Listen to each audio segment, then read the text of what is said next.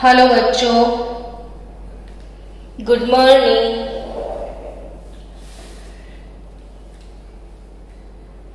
आज सबसे पहले ये क्वेश्चन मैंने आपको सॉल्व करने के लिए दिया था, उसको सॉल्व करते हैं कि sucrose is converted to glucose and fructose. चलो, इसके बहाने आपको एक चीज और प्रिपेयर हो जाएगी कि सुक्रोज का इन्वर्जन, इसको बोलते हैं इन्वर्जन ऑफ सुक्रोज या hydrolysis of sucrose. It is converted into glucose and fructose. तो आपको क्या इसमें याद रखना है कि ये फर्स्ट ऑर्डर रिएक्शन है। कभी कभी क्वेश्चन ऐसे आते हैं नीट में कि following which reaction is first order reaction. तो inversion of sucrose is also a first order reaction. Which is first order? Half life time T1 half. Half life time T1 half is 3 hours. So how many times the initial concentration becomes less after 9 hours? तो T1 half हमारे पास है और time T9 our दिया गया है।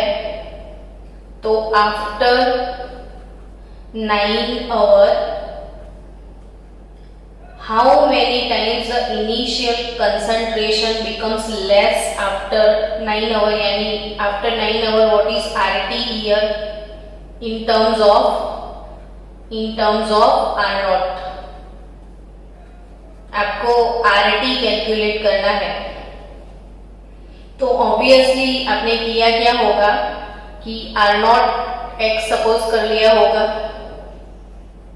RT it should be calculated after 9 hour, है ना। T1 half 3 hour है, तो ऑब्वियसली आपको K मिल गया होगा। तो K is equal to nothing but 0.693 by 9। तो आपके पास K आ गया है। तो फॉर्मूला अप्लाई करोगे आप K 2.303 by T log R0 upon RT। Now K is nothing but 0.693 by 9 into time T। T1 half 9 hour नहीं है ना, शायद 3 आवर है। तो 3 इंटू T 9 आवर, K का वैल्यू डाल दिया, T इधर चला गया, upon 2.303 is nothing but log R0 upon RT। तो आपको क्या मिलेगा? 0.693 कैसे आया था? तो 0.693 आई थिंक 0.3010 इंटू 2 से आया था, है ना, शायद log 2 ऐसा कुछ था। 2.303 इंटू 0.30t, मतलब मैं विदाउट कैलकुलेटर ये सॉल्व करने का ट्राई कर रही हूँ। विदाउट कैलकुलेटर क्यों? तो ये 0.693 जो है ना फर्स्ट ऑर्डर रिएक्शन का, वो कैसे आया था 0.693? तो आपको पता है कि ln2 से आया था। तो एक्चुअल वैल्यू क्या है? 0.693 upon 3 into 9 upon 2.303 log R0 by RT। Without calculator कुछ हो सकता है क्या, वो सोच रही थी मैं। 0.693 एक्चुअली हम कैसे लाए थे वो थियरी में, तो 2.303 इंटू 2 का लॉग 0.3010 से ये वैल्यू आया था, divided by 3 into 9 upon 2.303 is equal to log R0 by RT। तो ये तो कट हो गया, 3 3 भी हो गया, तो आई थिंक 0.9030 मिला। तो log R0 बाय RT। फिर आप क्या करोगे, तो R0 ओवर RT टर्म को उठा लो और एंटी लॉग निकाल लो। एंटी लॉग 0.9030 का, तो एंटी लॉग 0.9030 का क्या आने वाला है, देखो 0.9030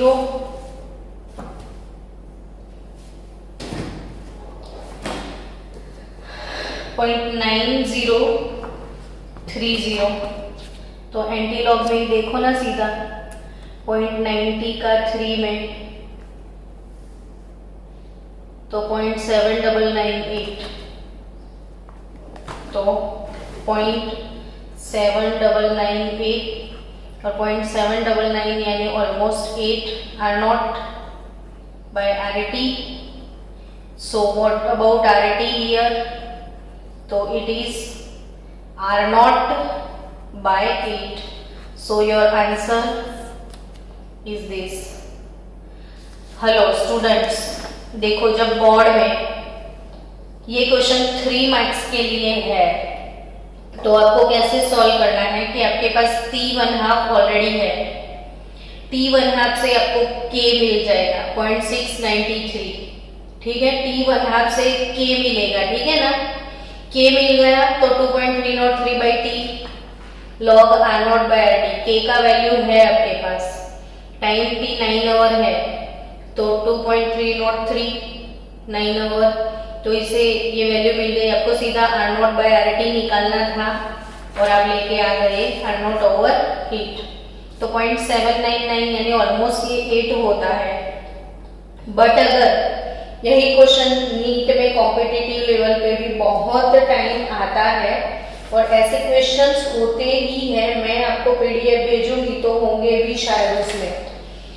तो एक चीज याद रखना कि यहाँ पे कुछ रिलेशन है, देखो T1/2 हमारे लिए 3 आवर है, ध्यान से देखना, T1/2 3 आवर है, ठीक है, तो नंबर ऑफ T1/2 आपको फाइंड करने हैं, क्योंकि इसने 9 आवर दिए हैं, तो 9 आवर में T1/2 कितनी बार आने वाला है वो कैलकुलेट, तो नंबर ऑफ T1/2 जिसको हम स्मॉल n बोलते हैं, वो n कैसे निकालोगे, तो total time T upon T1/2, यानी आपका टोटल टाइम T 9 आवर है, T1/2 3 आवर है, तो बीच में 3 टाइम n, मतलब n आपका आया 3, यानी टोटल 3 T1/2। देखो फर्स्ट आवर से शुरू करेंगे तो आफ्टर 3 आवर एक T1/2 आ जाएगा, मतलब 9 है तो 3 × 3 × 3 1 2 6 और फिर 9, तो T1/2 3 टाइम आने वाले हैं। 9 आवर में टोटल 1 2 3 एक T1/2 आ गया, 3 to 6 दूसरा T1/2 आया और 6 to 9 तीसरा T1/2, यानी टोटल 9 आवर में कितने T1/2 आते हैं वो देखना है। तो आपके लिए एक शॉर्टकट फॉर्मूला है, याद रखना कि left out concentration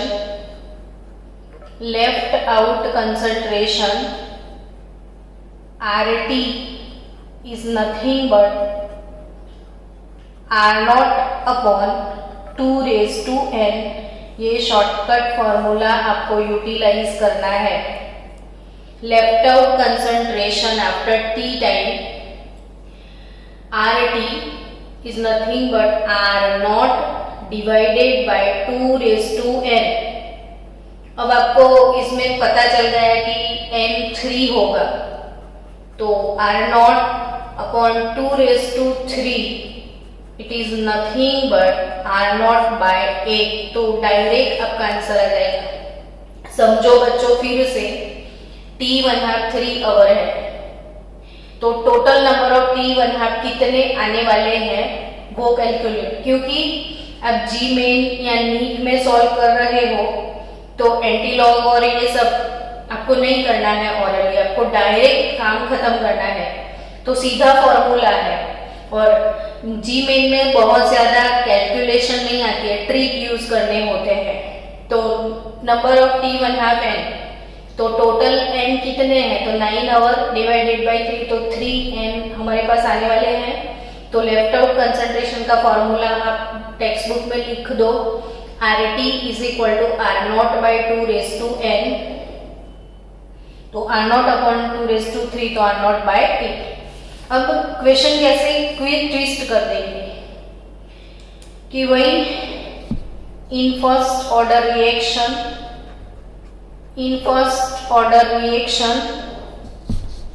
the half life time, लिखो मेरे साथ, half life time in first order reaction the half life time is 30 minute. तो how many times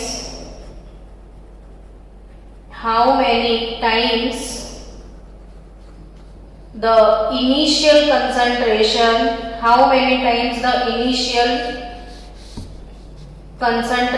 become less after 120 minute. ऐसे क्वेश्चन जेईई में, नीट में आपको देखने के लिए मिलेंगे। सो हियर इट इज बच्चों, इन first order reaction the half life time is 30 minute, half life time is 30 minute. Okay, meeting चालू है, ठीक है ना, कुछ गड़बड़ हो तो बताना। the half life time is 30 minute, so T1 half 30 minute है। How many times the initial concentration become less after 120 minute? तो आप क्या करोगे? तो आपको कुछ नहीं करना है इसमें, total number of T1 half, जिसको n बोलना है वो निकाल दो। Total number of T1 half जिसको n बोलना है वो निकाल दो। कैसे निकालोगे total number of T1 half n? तो 120 minute T total time divided by T1 half, तो T1 हाफ 30 मिनट है तो आपको 4 मिला। सो बच्चों, डिक्रीजिंग और left out concentration RT after T time is nothing but R0 upon 2 raised to n. So R0 upon 2 raised to n, यानी 2 raised to 4, तो it is R0 by 16। 2 raised to 4 कितना आता है? 16 आता है। तो left out concentration RT decrease by 16 time to its original concentration. So done। ठीक है, चलो आया ना समझ में कि नहीं आया? एक मिनट रुक, चलो नेक्स्ट। ऐसे ही एक MCQ के साथ आगे बढ़ना है। ये मैं जो अभी सिखा रही हूँ वो बोर्ड के कट वाले टॉपिक नहीं है, हाँ बच्चों, ये तो है ऑलरेडी अंदर, ऐसे क्वेश्चन आने वाले हैं। और CBSE मतलब PMT 2002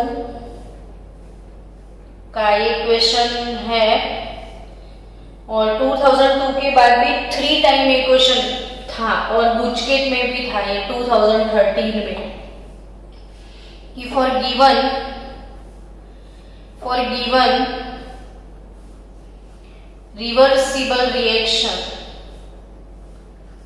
for given reversible reaction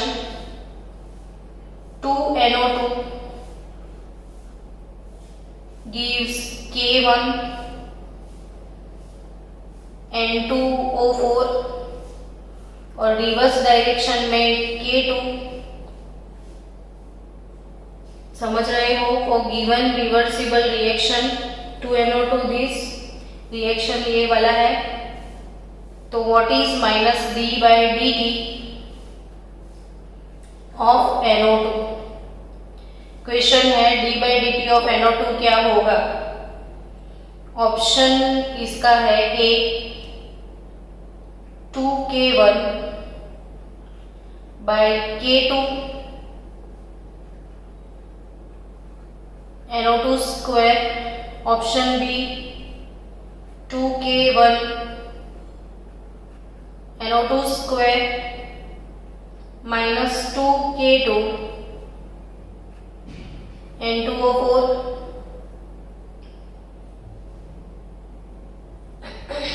2K1 आगे के ऑप्शन में नहीं लिख रही हूँ, आप जस्ट पहले ट्राई करो इन दोनों ऑप्शन में से कोई आंसर आता है या नहीं आता है।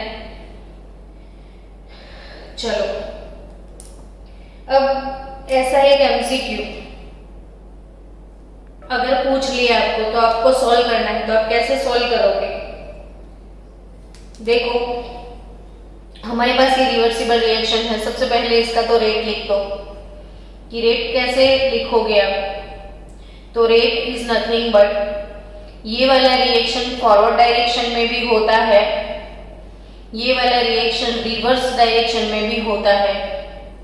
यहाँ पे फॉरवर्ड डायरेक्शन के लिए रेट कांस्टेंट K1 है और रिवर्स डायरेक्शन के लिए रेट कांस्टेंट K2 है। अब सोचो कि रिएक्शन अगर फॉरवर्ड हो रहा है यानी रिएक्टेंट टू प्रोडक्ट हो रहा है, उसी के साथ पैरेलल प्रोडक्ट टू रिएक्टेंट वाला रिएक्शन भी चलता है, तो ऑब्वियसली ये रिएक्शन को कंप्लीट होने में ज्यादा टाइम लगेगा, क्योंकि ये भी चल रहा है, ये भी चल रहा है, यानी कि ये वाला जो पोर्शन है वो रेट को इंक्रीज करता है और ये वाला जो पोर्शन रेट को डिक्रीज करता है। ये आपको आगे बढ़ाता है, ये आपको पीछे ले जाता है। हमने इतनी मेहनत करके ये बनाया और ये जो है इसको खत्म कर देगा। यानी रेट कैसे लिखोगे आप? तो फॉरवर्ड रिएक्शन के लिए रेट होगा K1, ये वाले रिएक्शन का रेट कांस्टेंट K1 और कंसंट्रेशन ऑफ NO2 स्क्वायर। समझ रहे हो? फॉरवर्ड रिएक्शन का रेट क्या होगा? K1 into concentration of NO2 square. और ये रिवर्स, तो हमारे रेट पे वो नेगेटिव इफेक्ट डालेगा। तो रिवर्स वाला क्या? तो K2 concentration of N2O4। Forward reaction rate को इंक्रीज करता है, रिवर्स रिएक्शन रेट को डिक्रीज करता है। तो this rate of forward reaction minus rate of reverse reaction आपको लिखना पड़ता है। सो ये हो गया हमारा rate equation number 1। Now go for rate equation number 2। जैसे हम रेट डिफरेंशियल रेट इक्वेशन कैसे लिखते थे, तो it is -1/2 d/dt of NO2 लिखेंगे और इसके लिए प्लस, लेकिन इक्वेशन इसके बारे में है ही नहीं, इसके बारे में है तो मैं इसको नहीं लिखूंगी अभी। तो इक्वेशन नंबर 1 और 2 को कंपेयर कर लो। तो it is -1/2 d/dt of NO2 is equal to K1 concentration of NO2 square minus K2 concentration of N2O4। अब सोचो, सिर्फ हमको तो माइनस d/dt ऑफ NO2 चाहिए, तो मैं 2 को इधर शिफ्ट कर दूं तो 2 इंटू ब्रैकेट ये हो जाएगा। अगर 2 को मैंने अंदर मल्टीप्लाई किया तो आई थिंक ये आंसर आएगा 2K1 NO2 square minus 2K2 N2O4। So our answer is B here. तो बच्चों, आई थिंक ये कंसेप्ट भी आपका क्लियर हो चुका है। कल मुझे और भी एक अच्छा कंसेप्ट आपको सिखाना है। थियरी के साथ मैं एक कंसेप्ट सिखाने वाली हूँ, लेकिन इसके पहले हमको रेडियोमेट्रिक डेटिंग वाले जो सम्स हैं वो सॉल्व करने हैं। तो आपकी टेक्स्ट बुक में ऐसे क्वेश्चन है, इसमें से हम लिखते हैं, इक्वेशन है the half life time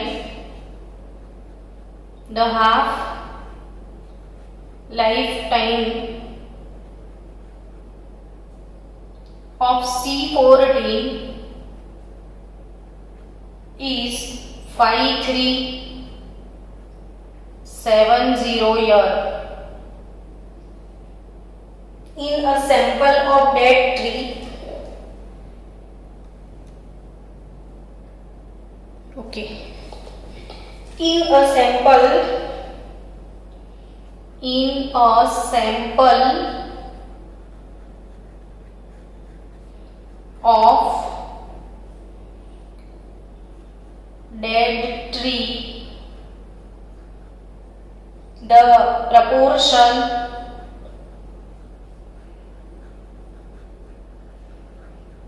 a sample of dead tree, the proportion of C14 is found to be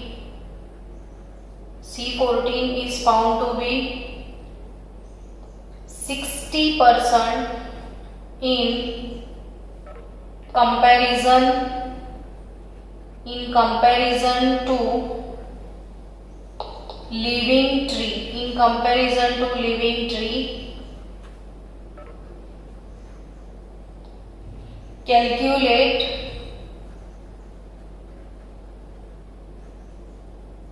the age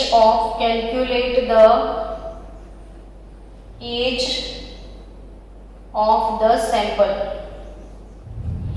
ऐसे क्वेश्चन भी है आपकी टेक्स्ट बुक में। चलो, हम कोई रिसर्च डिपार्टमेंट में हैं, पुरानी चीजें हमें मिलती हैं, बहुत पुरानी चीजें, तो वो कितने साल पुरानी है वो कैसे पता लगाया जाता है? कोई भी एंशिएंट सैंपल जो है उसका एज कैसे डिसाइड होता है? तो इसके लिए कार्बन डेटिंग एक मेथड है, कार्बन डेटिंग मेथड। तो ये रेडियोमेट्रिक कार्बन डेटिंग मेथड, जैसे आपको पता होगा कि जो मून और अर्थ दोनों का बर्थ सेम टाइम पे हुआ था, वो कैसे पता चला? तो जब मून पे गए थे तो मून से क्या लेके आए? तो आंसर है मून की मिट्टी, और अर्थ के ऊपर जो जितने भी रॉक्स हैं, जब अर्थ का बर्थ हुआ था तब रॉक्स बने थे, वो सारे रॉक्स की एज डिसाइड कर कि वो कितने साल पुराने हैं ये। तो जो मून की मिट्टी है उसका भी एज डिसाइड किया, और अपने अर्थ पे जो सबसे ज्यादा उम्र वाला रॉक था ग्रीनलैंड में, तब पता चला कि अर्थ और मून दोनों का बर्थ सेम टाइम पे हुआ। तो वो इतने साल पुराना है, वो उम्र कैसे पता चल जाती है? तो यही केमिकल काइनेटिक चैप्टर के ये ऑर्डर वाले रिएक्शन से पता चल जाता है कि DK of all natural things is first order reaction. मैंने पढ़ाया था कि कोई भी नेचुरल चीज का डीके होता है तो वो सारे फर्स्ट ऑर्डर के रिएक्शन है, और पुराने जो सैंपल है उसकी एज डिसाइड करने के लिए जो मेथड हम यूटिलाइज करते हैं वो है कार्बन डेटिंग मेथड। अब आपको एक चीज समझनी है कि कार्बन जो है उसके आइसोटॉप्स भी हैं, कार्बन 12, कार्बन 13, कार्बन 14, जिसमें से C14 जो है वो रेडियो एक्टिव है। और जो रेडियो एक्टिव होते हैं उनके अंदर से अल्फा, बीटा, गामा सब रेज बाहर निकल जाते हैं, तो वो थोड़े टाइम में डिस्ट्रॉय होते हैं, यानी उनका डीके होता है, डीके। तो डीके ऑफ C14 हो जाता है, तभी C14 अवेलेबल नहीं होता है, वो धीरे धीरे खत्म हो जाता है। सो वही थिंग है कि द हाफ लाइफ टाइम, तो सबसे पहले हम C14 का हाफ लाइफ टाइम हमको पता है T1/2 5370 इयर्स। तो ऑब्वियसली आपको K मिल जाएगा कि 0.693 by T1/2 5370 year. So you will get K here inverse. Okay. Now in the sample of that tree, जब ट्री लाइव होता है तो लाइव ट्री जो है वो फोटोसिंथेसिस करता है, फोटोसिंथेसिस, और due to photosynthesis every day उसकी बॉडी में C14 बनता ही जाता है। जब अब ये ट्री कट गया यानी मर गया, सेम जिस मोमेंट पे वो मर गया उसी मोमेंट से C14 का प्रोडक्शन नहीं होगा, C14 का डीके होना शुरू हो जाएगा।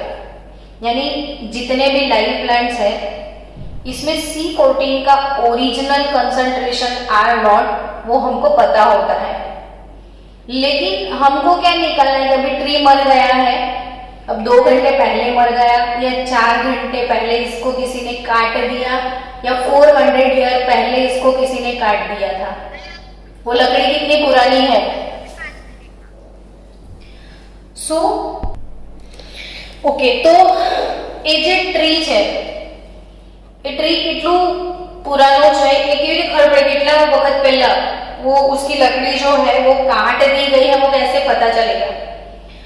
तो जैसे ही ट्री मर जाता है उसके बॉडी में C14 जो खत्म होने लगता है। अब आपको पुरानी लकड़ी मिली तो आपको एक ही काम करना है कि उसमें C14 कितना है उसका प्रोपोर्शन कैलकुलेट करना होता है, क्योंकि R0 हमको पता है, RT कितना है वो कैलकुलेट करना है। अब क्वेश्चन रीड करो, समझ में आएगा कि in a sample of dead tree, कटा हुआ ट्री जो है, the proportion of C14 is found to be 60%। यानी मरे हुए ट्री में C14 का प्रोपोर्शन कितना मिला? ओरिजिनल से 60%। तो ऑब्वियसली काम खत्म हो गया अपना। K is nothing but 2.303 by T log R0 by RT, है ना? तो T K का वैल्यू है 0.693 by 5370। T तो कैलकुलेट करना है।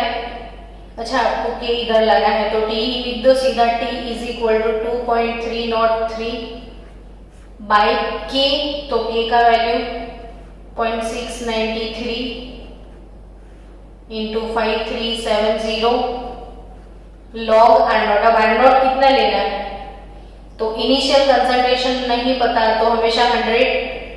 सो initial concentration 100, after some time it is found to be 60%। यहाँ पे ऐसा नहीं लिखा है कि वो 60% कंप्लीट होने के लिए कितना टाइम लगता है। तो 60% कंप्लीट होता है तो 40% बचता है। यहाँ पे फाउंड टू बी 60%, यानी रिमेनिंग कंसंट्रेशन 60 है। सो बच्चों, बस आपको इसका आंसर निकालना है और कुछ नहीं करना है। 100/60 कर दो डायरेक्ट। 100 डिवाइडेड बाय 60, तो 1.6666 लॉग निकाल दो। 1 2 3 4 5 6 7 8 9 10 11 12 13 टाइम रूट प्रेस करो। -1 इंटू 3 5 5 8, तो आपको मिलेगा लॉग 0.2218 इंटू 5370 कर दो इंटू 5370 इंटू 2.303 डिवाइडेड बाय 0.693, तो यू विल गेट 39, सब कुछ हो गया, 3959 ईयर। तो कितने साल पहले ये जो ट्री है उसका एज 3959 ईयर मिलेगा आपको। 0.78 3959.47 ईयर आंसर है आपका डी का। डन। तो चलो